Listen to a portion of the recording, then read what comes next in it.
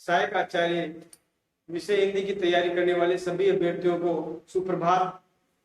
मैं सावंतराम बेरवा, सहायक आचार्य विषय हिंदी, आपके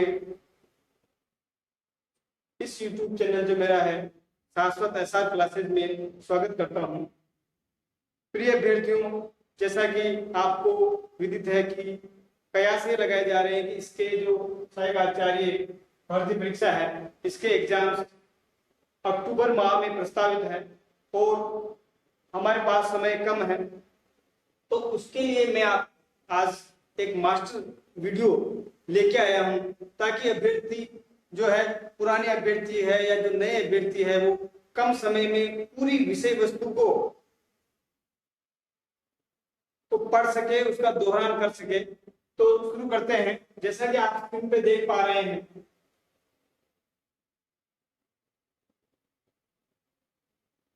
कि ये जो प्रथम प्रश्न पत्र है इस भर्ती परीक्षा का हिंदी विषय का, उसमें अगर यदि परीक्षा अक्टूबर 2023 में संपन्न होती है, उसको मद्देनजर रखते हुए ये आज की जो वीडियो है आपके लिए बहुत ही महत्वपूर्ण रहने वाली है। तो इसमें रणनीति एक, या इसको कह सकते हैं प्लान ए। प्लान ए तब है जब इसकी जो परीक्षा है वो अक्टूबर माह में होती है।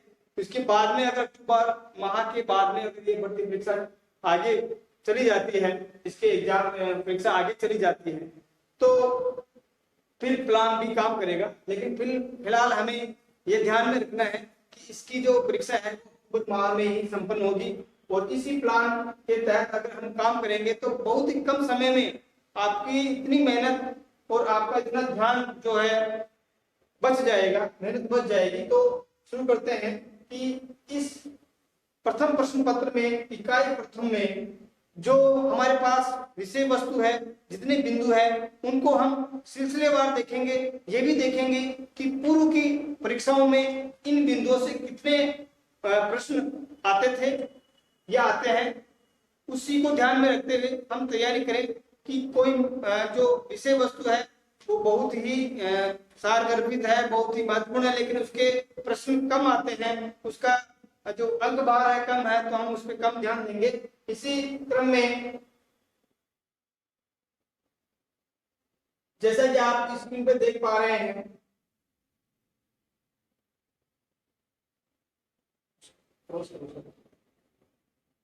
बस ऊपर ले वो एक उंगली से। अब जैसे ये इकाई प्रथम है, इसमें हिंदी साहित्य का उद्गम और विकास, ये जो बिंदु है उसके लिए अभी तक जो परीक्षाएं इसके लिए हुई है उसमें मात्र एक प्रश्न अभी तक आता है। तो उसके लिए हमें क्या करना है, उसके लिए संदर्भ पुस्तक है हिंदी भाषा का उद्भव और विकास, और ये जो पुस्तक है ये है डॉक्टर हेतु भारद्वाज और डॉक्टर रमेश राउत जी ने ये पुस्तक लिखी है। तो इस पुस्तक में इसका कौन सा भाग हमें पढ़ना है, इसका हमें पढ़ना है अध्याय प्रथम हिंदी भाषा तथा हिंदी का विकास, और उसमें भी जो पृष्ठ संख्या है, पेज संख्या है, वो 1 से 24 ही हमें पढ़ने हैं। बाकी पूरी पुस्तक को पढ़ने की आवश्यकता नहीं है। अब आप आगे देखेंगे कि जो आपको पुस्तक मैंने बताई है हिंदी भाषा का उद्भव और विकास, ये पुस्तक है। तो आप इस प्रकार से देखेंगे, इसके जो लेखक है वो डॉक्टर हेतु भारद्वाज और डॉक्टर रमेश रावत जी है। इसमें भी जैसे हम इस स्क्रीन पे देखेंगे तो ये जो हमारा बिंदु है हिंदी भाषा और हिंदी का विकास, ये प्रथम बिंदु जो पृष्ठ संख्या 1 से 24 है, वो हमें इससे पढ़ने हैं। इसके बाद में हम देख रहे हैं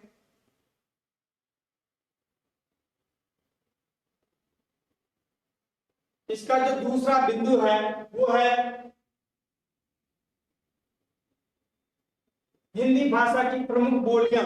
इससे जो 5 प्रश्न आते हैं, वो अब तक 5 प्रश्न आया करते हैं, उम्मीद है कि 5 प्रश्न आगे भी आएंगे। तो विशेष संदर्भ क्या है? राजस्थानी, ब्रज, खड़ी बोली, अवधी, भोजपुरी की विशेष संदर्भ में, यानी सभी बोलियां जो आप 17 बोलियां हैं वो सारी बोलियों को आपको पढ़ना नहीं है। हमें, हमारे पास क्योंकि समय कम है इसलिए हमें इन बोलियों पर विशेष ध्यान रखना है। तो इसके लिए आपके पास संदर्भ पुस्तक होगी हिंदी भाषा, और हिंदी भाषा उसके जो लेखक हैं डॉक्टर हरदेव बहारी जी, इसके लेखक है डॉक्टर हरदेव बहारी जी।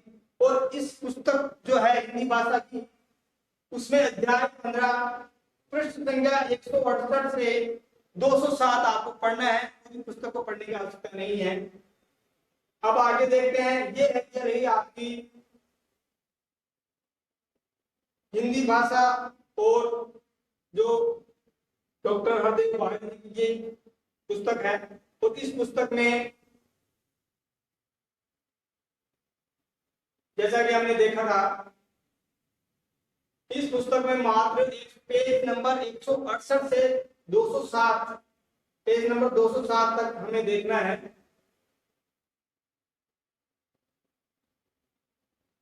तो इस प्रकार से आपने यहाँ पेज नंबर 168 क्या दे रखा है,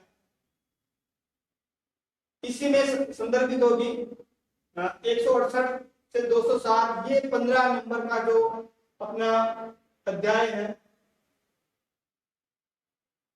ये आपको पढ़ना है 207 से। तो इसमें भी आप आवश्यकता अनुसार कम कर सकते हैं, क्योंकि जो बोलियां ऊपर दे रखी है उन्हीं को आपको पढ़ना है, पूरी बोलियों को आप नहीं पढ़ेंगे। इसमें भी आपका समय बच जाएगा। जैसे कि हमने देखा, बोलियां जो विशेष संदर्भ में है वो है राजस्थानी, खड़ी बोली, अवधी, भोजपुरी। तो इसमें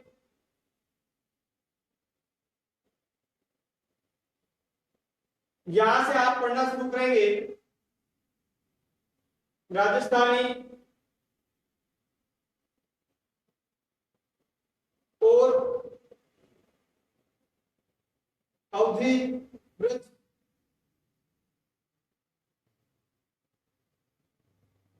और जो भोजपुरी, ये इसमें से ये जो मुख्य बोलियां जो विशेष संदर्भ में वही आप पढ़ेंगे। पूरे पृष्ठ भी आपको पढ़ने की आवश्यकता नहीं है। तो इस प्रकार से हमारा दूसरा बिंदु भी पूरा हो जाएगा। इसके बाद में तीसरा बिंदु है राजस्थानी भाषा एवं बोलियां। तो आप स्क्रीन पर जैसा देख पा रहे हैं, इसमें से 5 प्रश्न आते हैं। उस 5 प्रश्नों की तैयारी के लिए हमारे पास जो संदर्भ पुस्तक होनी चाहिए वो ये है हिंदी भाषा का उद्गम और विकास, डॉक्टर हेतु भारद्वाज और डॉक्टर रमेश राउत जी की। और इसमें भी आपको पृष्ठ अध्याय 2 और पृष्ठ संख्या है 29 से 40, केवल मात्र आपको 12 पृष्ठ पढ़ने हैं। इसके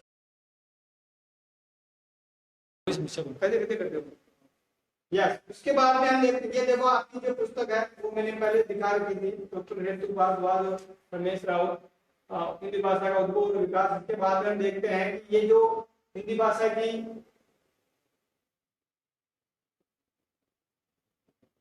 उपभाषा तथा बोलियां हैं, पेज पृष्ठ संख्या अभी देखा था, पृष्ठ संख्या 29 से 40 है। तो अपना जो ये बिंदु है, बिंदु संख्या 2, 29 से 40, यहां से आएगा हिंदी की उपभाषा तथा बोलियां, पेज नंबर 40 तक।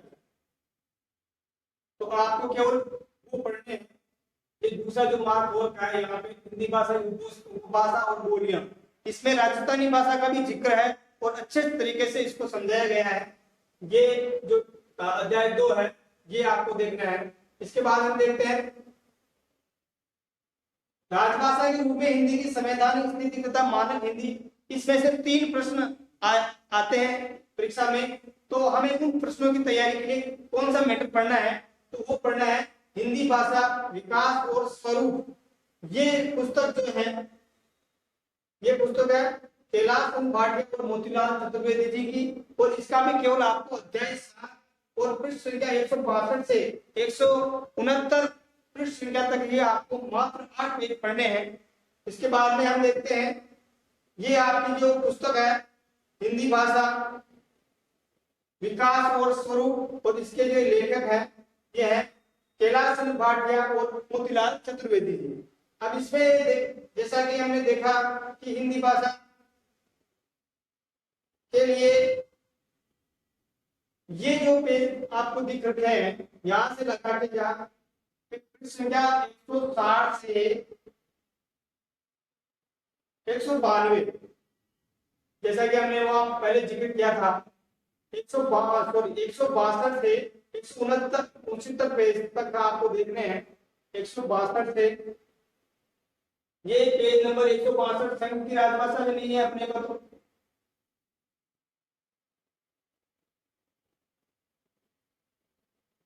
पेज नंबर 162 से पेज नंबर 164 क्या हो गया, हाँ 169 तक, यहाँ 8 अष्टम सूची 8वें सूची तक आपको देखने हैं मात्र। तो इस प्रकार से यहाँ जो दिखा रखे हैं उसमें आपका समय भी बचेगा, पूरी किताब को आपको देखने की आवश्यकता नहीं रहेगी, आपको ढूंढने की भी आवश्यकता नहीं रहेगी। इसके बाद हम देखते हैं देवनागरी लिपि, इससे एक प्रश्न आता है। इस एक प्रश्न की तैयारी के लिए आप कहां से अपना मैटर ढूंढेंगे, तो वह है संदर्भ पुस्तक है इसकी हिंदी भाषा का उद्गम और विकास, डॉक्टर हेतु भारद्वाज और डॉक्टर रमेश राउत, उसका अध्याय 7 और पृष्ठ संख्या 162 से 169 तक देखेंगे आप। ये है देवनागरी का लिपि स्वरूप तथा विकास, पेज नंबर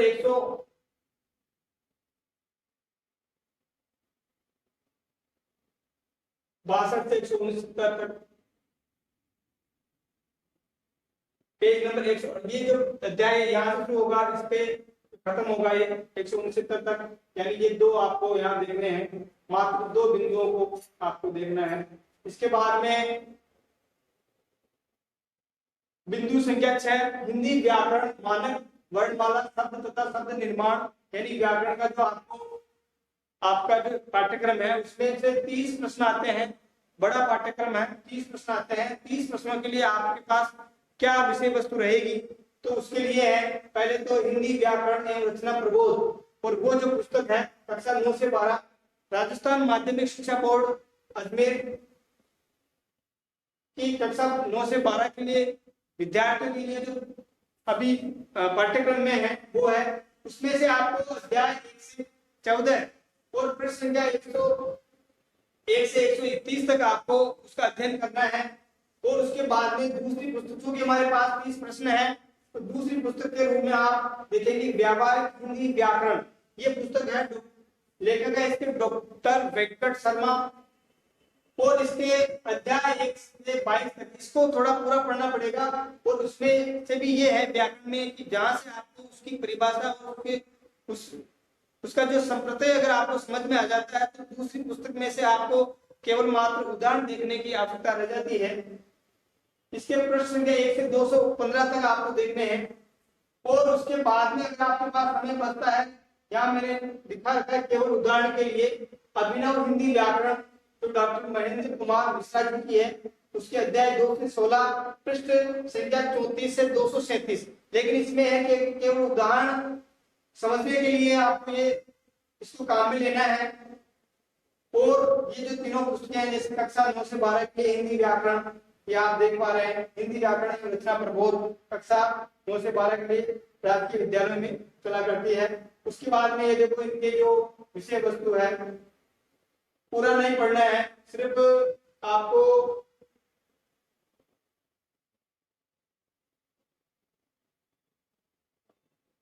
ये जो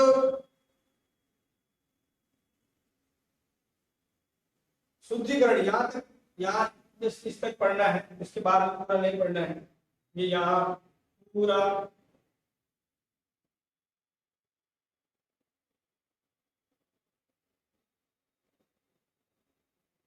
इसके बाद दूसरी पुस्तक है व्यावहारिक हिंदी व्याकरण, जो डॉक्टर वेंकट शर्मा जी की है। उसमें से आपको संप्रत्यय समझने हैं, इसमें से आपको संप्रत्यय समझने हैं।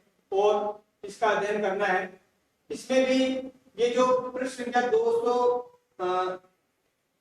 पृष्ठ संख्या 1 से लगा के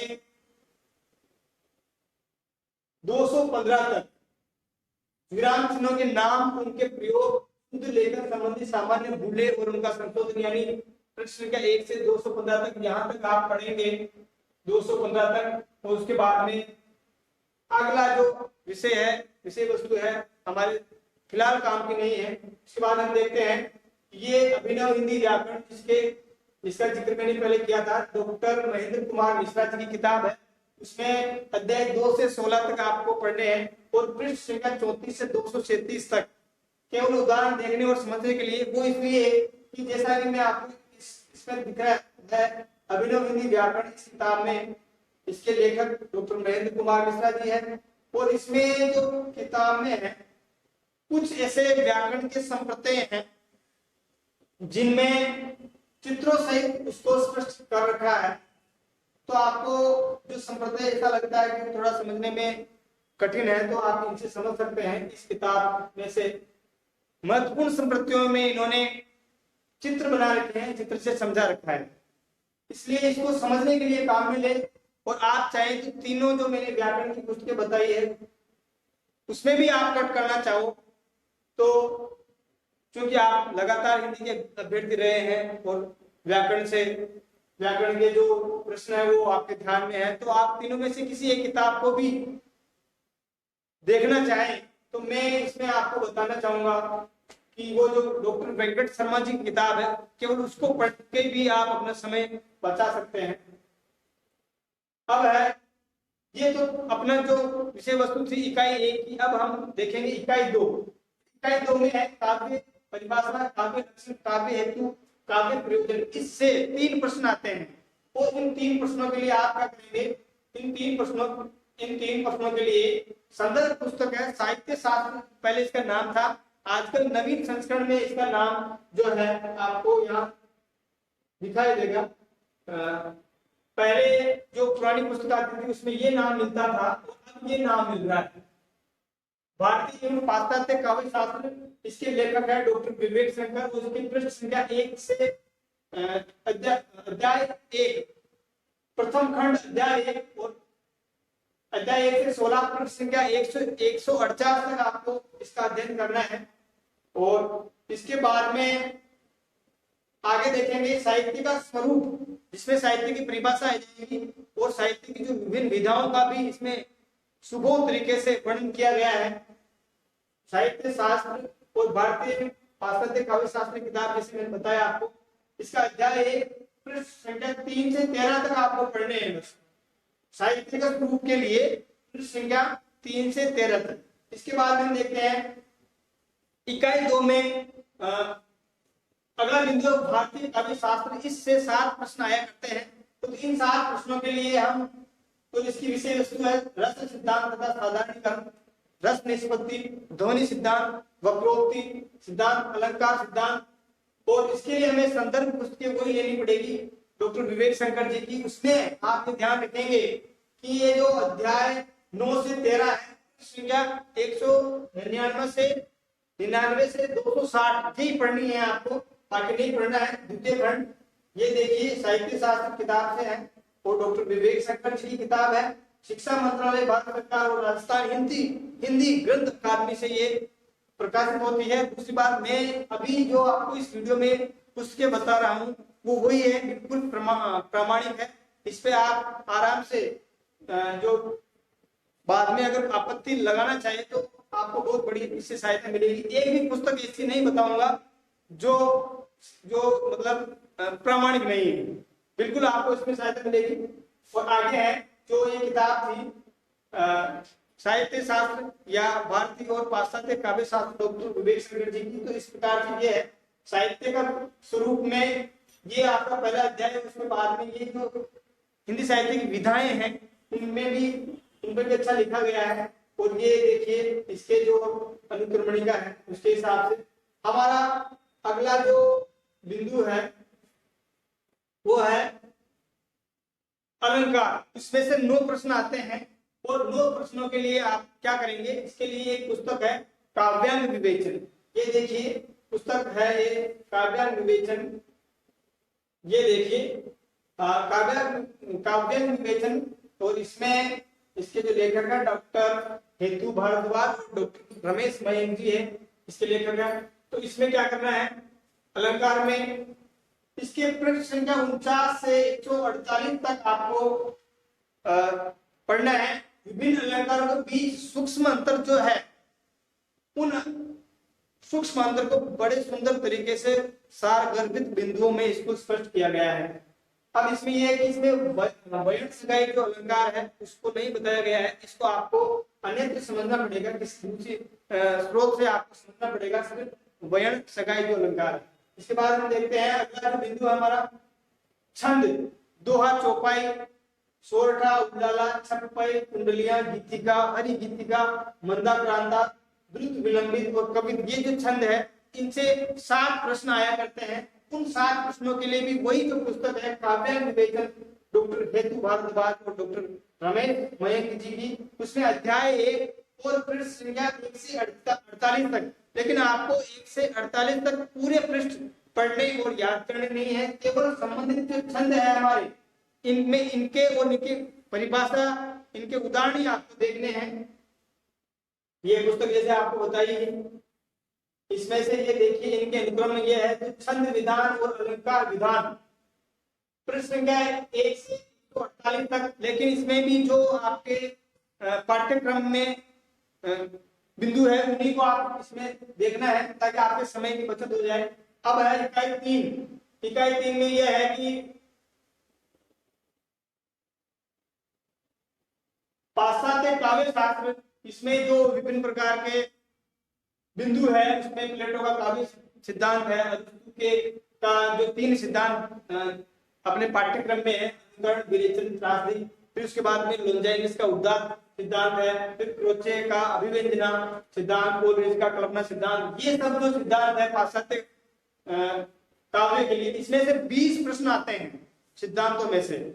तो इन 20 प्रश्नों के लिए भी आपको वही पुस्तक पढ़नी है कि पुस्तक से आपको ज्यादा पुस्तकों की आवश्यकता नहीं रहेगी। इसी पुस्तक में शानदार तरीके से, बहुत ही सुंदर तरीके से और सरल शब्दों में इसको स्पष्ट किया गया है, और ये पुस्तक प्रामाणिक भी है, आपको बाद में भी इसकी सहायता मिलती रहेगी। तो इसके तृतीय खंड यानी और अध्याय 1 से 5, इसके पृष्ठ संख्या 263 से 306 तक आप इसको पढ़ेंगे, मात्र 263 से 306 तक पढ़ेंगे। और उसमें से भी जो है उसमें ये वर्ड्सवर्थ का भी दे रखा है, और दूसरे एक और पाश्चात्य विद्वान उनका दे रखा है, वो आपको नहीं पढ़ना है। ये देखिए इस पुस्तक में जैसा कि बताया है कि पाश्चात्य काव्य शास्त्र यहाँ आप देख पा रहे हैं, तो प्लेटो का, अरिस्टो के सिद्धांत है, लोंजाइनस का, यहाँ जो रिचर्ड्स के सिद्धांत है और वर्ड्सवर्थ का काव्य भाषा सिद्धांत है, वो आपको नहीं पढ़ने हैं। बाकी इतनी सी विषय वस्तु आपको पढ़नी है, बहुत ही कम समय में आपका शब्दों में दे रखा है, इसलिए आपको समझने में भी आसानी रहेगी। इसके बाद हम देखते हैं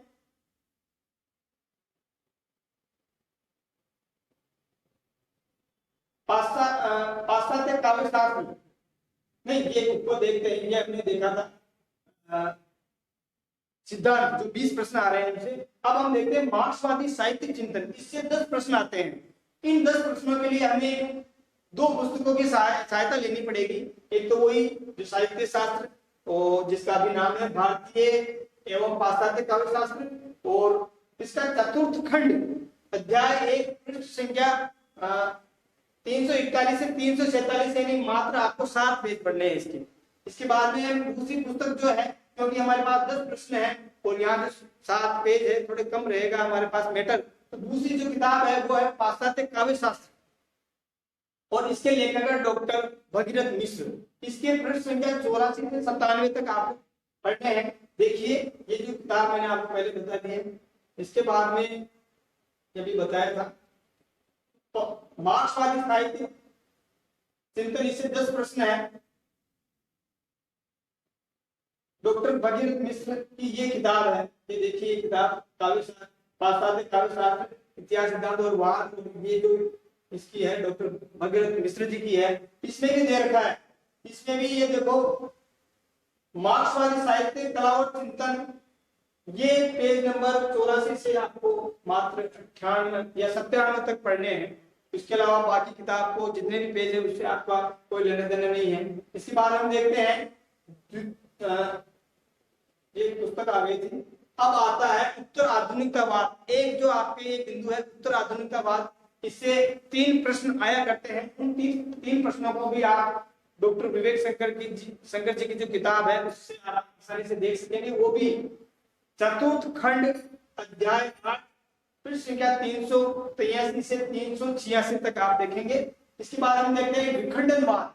एक और अगला बिंदु है अपना विखंडनवाद, उसमें से 2 प्रश्न आया करते हैं। तो उसके लिए भी डॉक्टर विवेक शंकर जी की किताब बहुत ही उपयोगी है। और उसके पेज संख्या है अध्याय 10, चतुर्थ खंड अध्याय 10 और पृष्ठ संख्या 390 से 393 तक। ये देखिए, तो इस प्रकार से अब आगे हम देखते हैं इकाई 4। प्रथम प्रश्न पत्र में इकाई 4 को हम देखेंगे। तो आदिकाल एवं मध्यकाल निर्धारित पाठ ये है।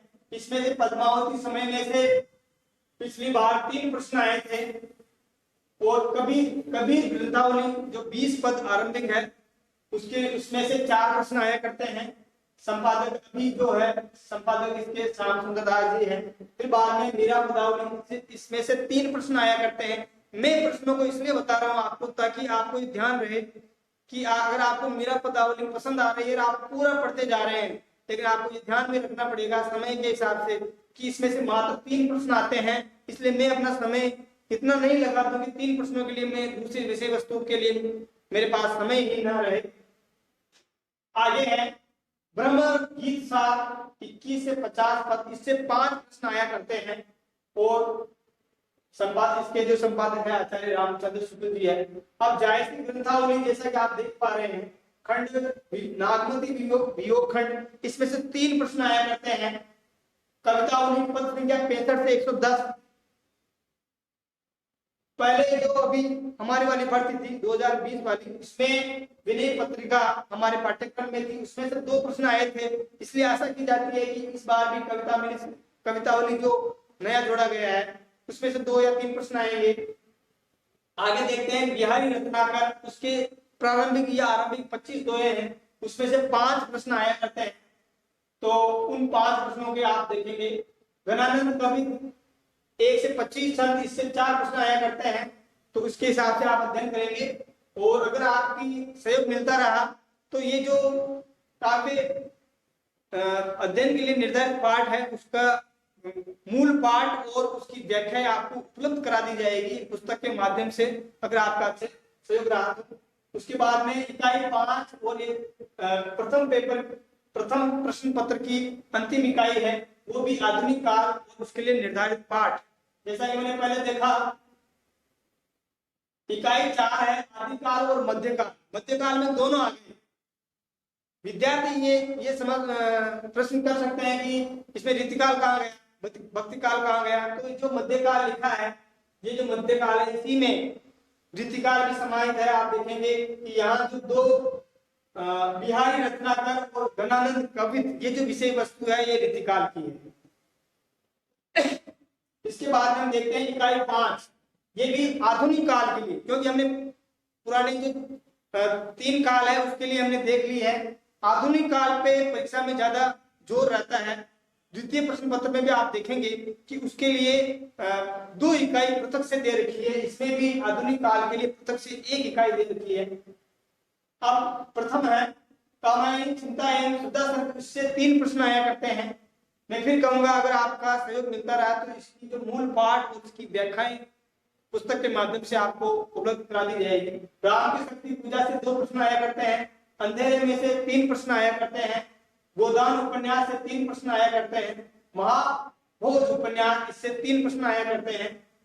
और आधे अधूरे नाटक, पिछली बार हमारी वाली परीक्षा में त्याग पत्र उपन्यास था, उसकी जगह अभी आधे अधूरे नाटक जो मोहन राकेश जी का है वो पाठ्यक्रम में शामिल किया गया है। तो इससे पूर्ववर्ती में जो त्याग पत्र उपन्यास था उससे 3 प्रश्न आए थे। तो आशा की जा सकती है कि इस बार भी आधे अधूरे नाटक से 3 या 2 या 3 प्रश्न आपके आ सकते हैं परीक्षा में, तो उसके हिसाब से ही आप इसका अध्ययन करेंगे। अब आगे देखते हैं कि इसमें निबंध भी है।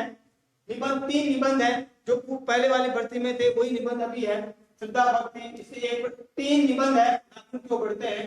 राघव कर्मो रस, पहले वाली भर्ती में इसका नाम गंध मादन दे रखा था, इसके लेखक है कुबेर नाथ जी। और इस 3 जो निबंध है इससे 3 प्रश्न आए थे। कहानियां जो 6 थी, पिछली भर्ती में 6 कहानियां थी और 6 प्रश्न आए थे। अब ये जो कहानी यहाँ थोड़ा मिस प्रिंट हो गया है,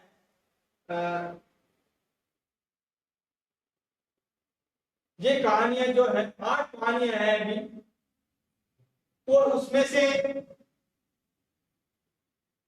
8 कहानियों में से ये जो नहीं है, गदर, सलाम और आपकी छोटी लड़की, ये 3 कहानियां नहीं है। बाकी 5 कहानियां वैसी की वैसी है। सिर्फ ये कहानी जो उजाले के मुसाहिब जो कहानी थी उसको इस बार हटा दिया गया है। इन कहानियों का मूल पाठ पढ़ना है, आपको समझना है। इसमें भी मैं कहूंगा कि अगर आपका सहयोग मिलता रहा तो इसके लिए भी आपको पृथक से पुस्तक उपलब्ध करा दी जाएगी। अब आगे है यात्रा वृत्तांत, जो पिछली भर्ती में राहुल साकृत्यायन जी का लिखा हुआ था। मेरी तिब्बत यात्रा इस बार है अमृतलाल वेगड़ जी की सौंदर्य की नदी नर्मदा। इससे 4 प्रश्न आया करते हैं पिछली बार। और ये जो कहानियां हैं इससे 6 कहानियां थी, 6 प्रश्न आए थे। इस बार 8 कहानियां हो गई, तो उम्मीद करते हैं कि एक प्रश्न आएगा, तो उसके हिसाब से 8 प्रश्न आ सकते हैं। तो इस प्रकार से ये जो आज का वीडियो था, इसमें आपको मैंने बताने का प्रयास किया कि कितनी पुस्तकें हमें खरीदनी है। खरीदने का कोई मसला नहीं है, आप मंगा सकते हैं और बिल्कुल बिंदुवार कम समय में आप पूरे सिलेबस को कम समय में कवर करके एक्स्ट्रा समय आपके पास बच सकता है।